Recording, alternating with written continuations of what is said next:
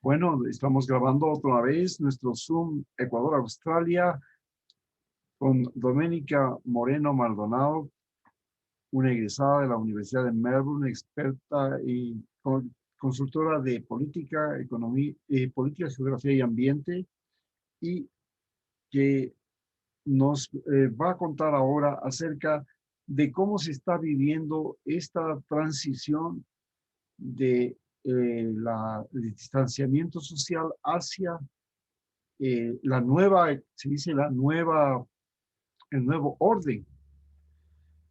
¿Se percibe ya que existe un nuevo orden en Australia o todavía no? Simplemente se trata de un retorno a lo que era antes. ¿Qué es lo que se vive en Australia? Bueno, me parece una pregunta un poco amplia. Cuando decimos hay un cambio, ¿a qué nos referimos? ¿Una reforma en qué área específica? Bueno, el nuevo orden en teoría es que primero hay una nueva relación entre las personas, mediada por el Internet, fundamentalmente una nueva economía, la economía digital que se llama, ¿no? Ahora le llaman economía eh, no real, sino que le llaman economía eh, virtual, así le llaman ahora, ¿no? Y en segundo lugar, ¿cuál es el peso en este momento de la economía virtual en Australia? ¿Todavía se puede decir que es trascendente o no es trascendente? Es trascendente y omnipotente, diría yo, porque no hay otra realidad alterna a la digitalización de la sociedad. Y en eso yo me refiero a que la gente ya trabaja desde casa, prácticamente recibe sus salarios directamente a su cuenta bancaria sin necesidad de haber conocido a sus jefes o haber tenido una entrevista en persona con alguien en muchos casos. Eh, bueno, es eso, ¿no? El distanciamiento social controlado a través de las redes, no solamente las redes sociales, pero las redes de Internet y las nubes, que ahora las compañías las andan comprando e invirtiendo bueno, millones y millones de dólares en bases de datos y nubes que tengan capacidad suficiente para guardar toda la información sin tener que tener copias físicas de ningún tipo de trámite. La otra pregunta es, ¿hay ciertas industrias o ciertas economías? Por ejemplo, Melbourne era una ciudad que vivía muchísimo de las universidades y de los estudiantes extranjeros. ¿Está golpeada a muerte las universidades o tú ves que existe todavía la posibilidad de que las universidades vuelvan a ser el motor de Melbourne? Las universidades están tratando de volverse el motor de Melbourne nuevamente, sobre todo en el estado de Victoria, porque es el estado donde el per cápita económico del estado, número uno, el ingreso es, perdón, estoy tratando de traducir del inglés al español, bueno, el per cápita se beneficia primeramente de la educación, del sector de la educación. Entonces, el momento que se cerró la frontera y se cancelaron las clases, hay mucha gente que ya está, por ejemplo, matriculada en las universidades, pero está imposibilitada de venir al país y estudiar.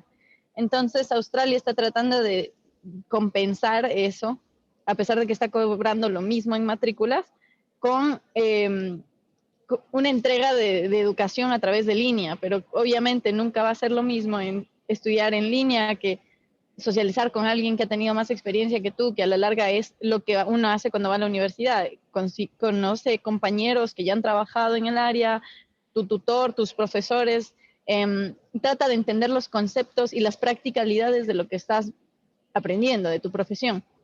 Y esto ya no se presenta hoy en día y sin embargo están cobrando las matrículas exorbitantes. Entonces, el problema que ahorita tiene Australia con respecto al sector de educación es que como es la tercera industria nacional de mayor ingreso, no, bueno, al momento ya no es, ya lleva un año y medio estancado, y los nuevos anuncios dicen que ya no van a abrir los bordes sino hasta finales del 2022. O sea, vamos a ver qué pasa a finales del 2021, pero sin embargo, a pesar de las vacunaciones y todos, ellos piensan que las mutaciones de las cepas del COVID pueden ser una gran alarma aquí, un peligro. Entonces, por esa razón prefieren que prácticamente no vengan los extranjeros.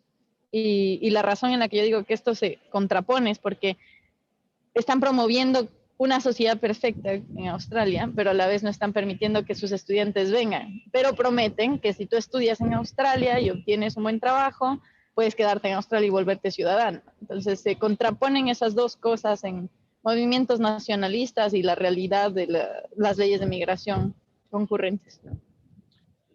Bueno, hay una noticia que ahorita lo pongo en compartir pantalla, compartiendo pantalla contigo. Y en este momento, pues tú ves que publica la BBC que, como vemos acá, prácticamente lo que vemos si está viendo bien claro, si se ve bien. El éxodo de población sin precedentes que está viviendo Londres, si se ve por ahí. Bien. Y sucede que gran parte de la población de China que tenía Australia y que era un gran motor, especialmente la población estudiantil de China, pues se ha visto en situaciones diferentes ahora con lo que se está viviendo, ¿no? Y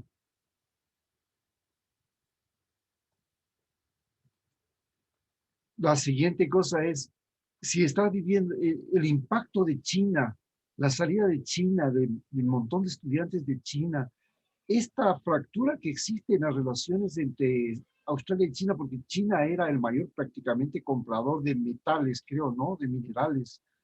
Y también creo que también estaba comprando muchísima carne a Y Australia leche.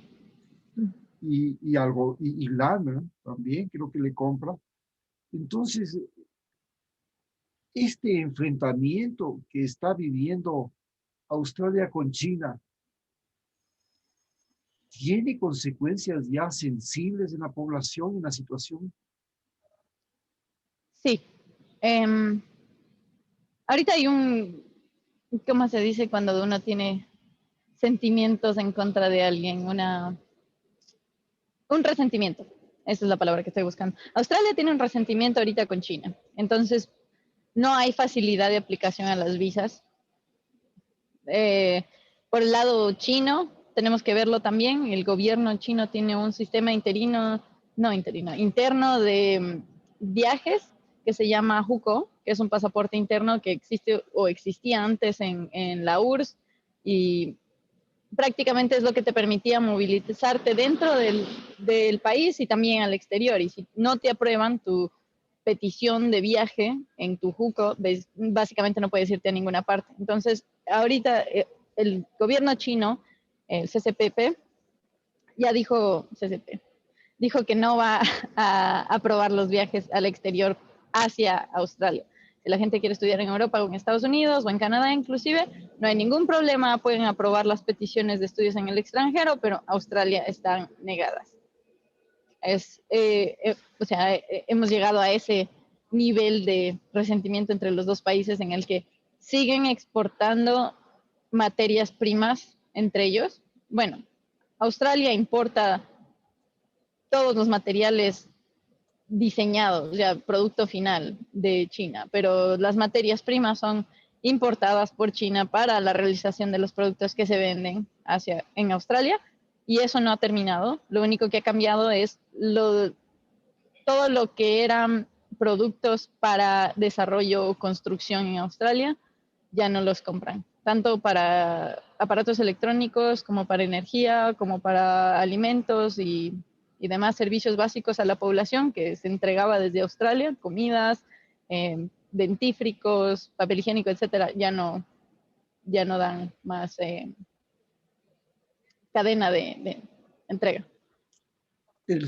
En Estados Unidos, los demócratas triunfaron y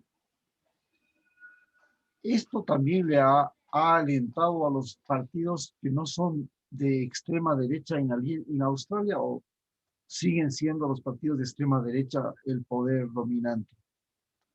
Lo interesante de la caída de Trump es que no ha afectado en absoluto el movimiento derechista nacionalista de Australia. Eso es lo más interesante de todo. Es más, hubo un escándalo hace 2 semanas donde estaban culpando al primer ministro de Australia, Scott Morrison, de que él estaba prácticamente en complicidad con Trump de un movimiento racista mundial y obviamente que él ni aceptó ni negó los cargos, pero puso su posición en la que tenemos que hacer lo mejor para los australianos y el simple hecho de poner a los australianos sabiendo que había una supremacía blanca, sobre todo en este país, más que en Estados Unidos. Estados Unidos la supremacía blanca es apenas de 67%, aquí estamos hablando de un 92% y de un 85% en el país. Entonces, obviamente aquí cuando te dicen que hay supremacía blanca, ultraderechismo, discriminación racial, es en términos mucho más drásticos porque el control de migración aquí es absoluto. No hay una sola persona que esté indocumentada que haya estado en territorio australiano. ¿Tú has percibido discriminación racial hacia ti, y en general hacia los latinoamericanos? Bueno, yo prácticamente estoy en la categoría de migrante internacional slash estudiante internacional. Como estudiante internacional, sí tenemos una segregación social increíble, en el sentido en el que los locales no quieren ni siquiera unirse con los extranjeros y es muy difícil integrarse a la cultura de ellos. Aquí usualmente solamente tienden a, sobre todo cuando estás en universidades de élites como Monash, Sydney, ACU, que es la de Canberra, Western Australia, Queensland, Monash University, todas estas universidades de clase A son donde los riquillos van a estudiar. Entonces ellos piensan o asumen que la gente que viene a estudiar aquí es porque son riquillos y son gente que no quiere mezclarse con los locales. Hay una predisposición de un comportamiento de discriminación.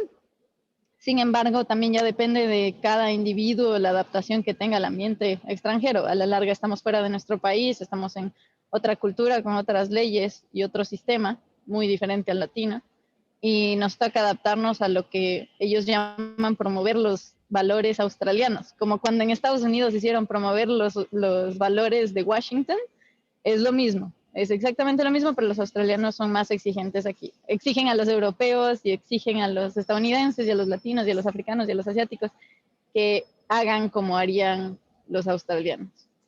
Y los australianos, por ejemplo, tienen noción o conocen que, por ejemplo, nosotros, Ecuador, teníamos universidades, teníamos arquitectos, teníamos artistas, teníamos artesanos, teníamos constructores, teníamos gente ya alfabetizada que sabía leer y escribir 200 años antes que ellos. Nosotros tenemos universidades desde 1569 y ellos tienen la primera universidad prácticamente en el siglo XX. Mira, yo te digo de primera mano mi experiencia. Yo cuando llegué como becaria desde Ecuador, ya me di cuenta que el nivel de estudio de acá, al menos en lo que concierne a educación secundaria, era más bajo que el de Ecuador. Ecuador era más exigente. Bueno, también depende de la escuela en la que te metieron. Yo estudié en una escuela politécnica, no era de alto nivel, no era cara tampoco, pero nos prepararon lo suficientemente bien como para pasar las matemáticas, la geometría y la física de hasta segundo año de universidad, de los 3 años de universidad. O sea, prácticamente la mitad de la universidad estaba resuelta con los conocimientos que nosotros tuvimos en secundaria. Estábamos por encima de ellos. Tenemos un sistema muy estricto, muy bueno. El problema es que como hay esta barrera del lenguaje, la traducción ha sido uno de los problemas o los obstáculos que más comúnmente se presentan en los estudiantes internacionales. Entonces, cuando ellos hacen sus datos de generalización de los estudiantes internacionales, ellos dicen, bueno, es que la educación de ellos no es tan buena porque en inglés sus matemáticas no son tan buenas.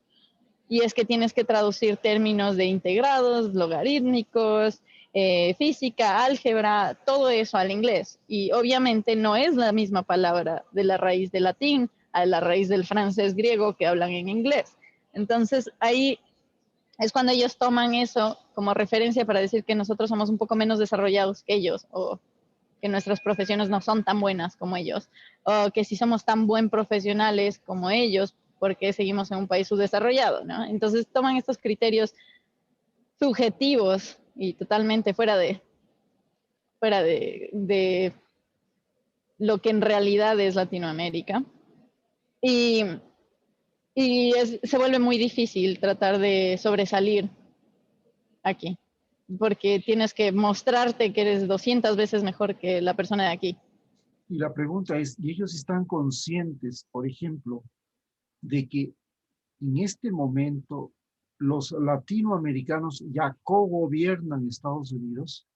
Porque hay estados como el estado de California, el estado de Florida, el estado mismo de Texas, donde ya tenemos gobernadores que son hispanos y tenemos Sí, hasta pero sin embargo, numerosos asambleístas en el Congreso de los Estados Unidos. pero eso es una persona. Han llamado mucho la atención con los medios de comunicación hacia una persona, hacia Alejandra Ocasio Osorio, pero, Sí. pero sin embargo, o sea, hay 51 estados más 3 asociados autónomos en Estados Unidos.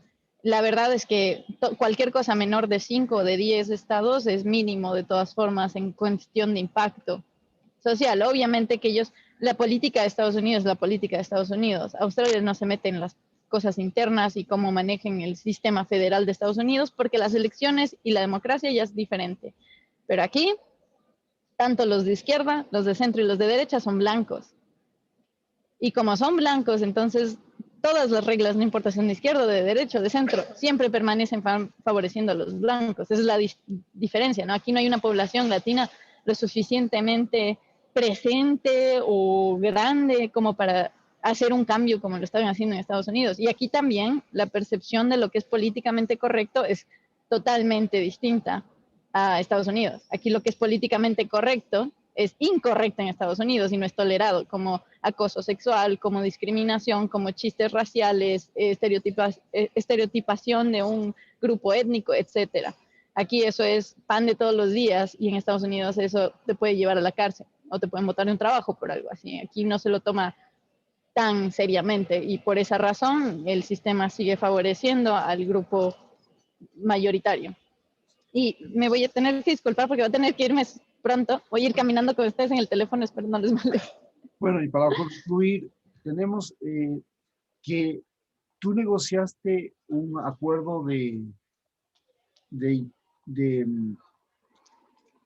Works and Holiday que permitía a los ecuatorianos ir a trabajar por un año en Australia y a los australianos también venía acá en un intercambio prácticamente. Y esto se hacía a cambio de que la compañía más importante de Australia, BHP Billington, pudiera explotar el oro en Ecuador. La compañía BHP Billington está explotando el oro en Ecuador, aquí en la zona justamente que ahora es el boom, que es la zona esta de Imbabura, justamente en la frontera con Esmeraldas, ¿no? En donde yo trabajé, en la zona donde yo trabajé, en la bajada Ibarra San Lorenzo, y en la cuenca del río Santiago, donde se origina el río Santiago. Y en ese lugar funciona y está trabajando esta compañía Billington. Pero dime, la pregunta es, ¿cómo marcha el acuerdo para que los ecuatorianos puedan ir a trabajar por un año en Australia? ¿Tiene vida, funciona o está muerto hasta el 2022? Bueno, todas las visas están suspendidas hasta el 2022. Para decirlo en resumen y en palabras cortas, nadie puede entrar y nadie puede salir hasta el 2022, a menos de que tengan un estado de excepción y casos excepcionales, lo que quiere decir, tienes familiares aquí o tienes un caso médico que tiene que ser tratado en Australia. De otra forma, no hay forma de que ningún extranjero sea ecuatoriano, o sea hindú, o sea chino, pueda venir acá. Finalmente, una de las cosas que está sucediendo en Londres es que se han ido de Londres 1.700.000 personas y se han regresado a sus países, pero se han quedado sin trabajadores para la industria hospitalaria, se han quedado sin trabajadores para la industria del transporte, especialmente la aviación, y se han quedado sin trabajadores para la industria agrícola. Y esto está comenzando a golpearle durísimo. Claro que ellos tienen también, además del problema de la pandemia con el nuevo virus, que es el nuevo virus de Inglaterra, que ha causado pavor, el Brexit. En Australia existe también una falta ahorita de mano de obra en el aspecto de los servicios de persona a persona, se dice, ¿no? Los servicios de persona a persona. En los servicios de persona a persona no, porque hay 500.000 de personas altamente cualificadas que se quedaron en Australia como yo, como en mi caso también. Y eh,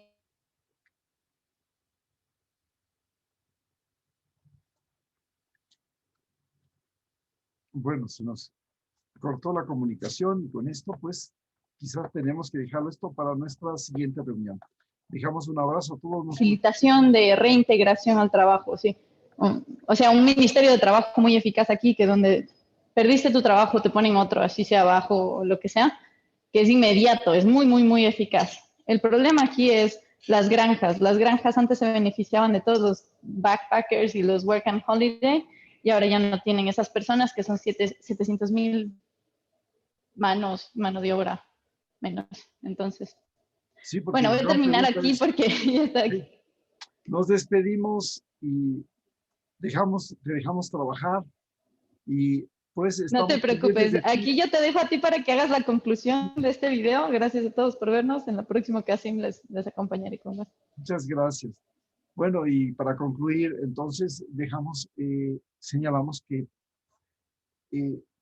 pues Australia y los países desarrollados han optado por políticas extraordinariamente nacionalistas y prácticamente los extranjeros están siendo repelidos, están siendo expulsados. En Estados Unidos, bueno, se ha considerado la naturalización de 10 millones de latinoamericanos, que es lo que aspira Joe Biden a reconocer como ciudadanos norteamericanos, gente que nació en Estados Unidos o que trabajó muchos años en Estados Unidos. Pero en el caso que estamos viendo, en el caso de Inglaterra, en el caso de Melbourne, la situación parece algo muy, muy diferente. Esto es un grave problema porque normalmente los países hacen inversiones extraordinarias para que sus estudiantes con sus seres humanos trabajen en empleos que se consideran empleos que no pueden ser fácilmente sustituidos por una máquina o que no son monótonos o que no son expuestos, en este caso, a enfermedades como el COVID, que no están, que no son transitorios, que se los puede reemplazar al trabajador en cualquier momento. Entonces, esos empleos básicamente han sido para los migrantes. Y de pronto, ellos se quedan sin esa mano de obra barata.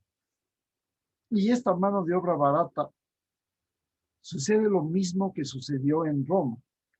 En Roma, el ejército romano no se hacía de romanos que querían ir a la guerra, porque los romanos no querían ir a la guerra, pues iban a morirse. Entonces los romanos que llegaban a ser oficiales eran romanos. Pero los soldados eran normalmente muchachos robados de los poblados, niños a los que les romanizaban y les enseñaban a ser siervos de Roma, trabajadores para el ejército romano. Y eso, bueno, entonces tenían un ejército enorme, invadían a donde quiera que iban, y los que morían eran pues estos secuestrados convertidos en soldados. Algo similar está pasando en este momento en los países desarrollados.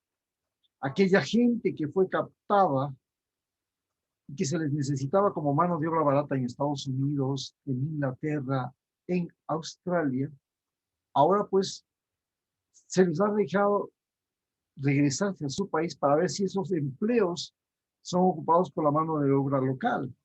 Pero el problema está en que el país gastó millones de dólares en cada ser humano, no para que haga el trabajo manual, que lo podía hacer un individuo que no les costaba nada educarlo, que no les costaba nada cuidar de su salud, sino que simplemente lo atraían y lo ponían a trabajar ahí por un salario muy malo, por una inseguridad social, sin garantías, sin nada. Sobreexplotados inclusive, aun cuando tuvieran algunos reconocimientos sociales.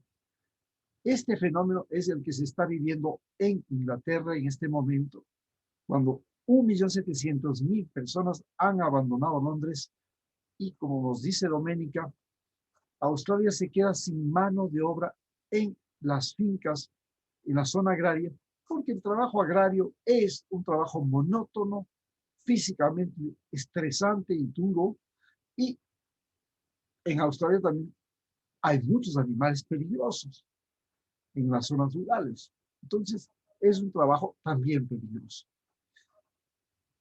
Y con eso concluimos y con ustedes nos veremos en nuestro próximo Zoom transoceánico Ecuador-Australia. Un abrazo y muchas gracias a Doménica que ha dejado pues unos minutos de su lunch, de su trabajo para conversar con nosotros. Muchas gracias.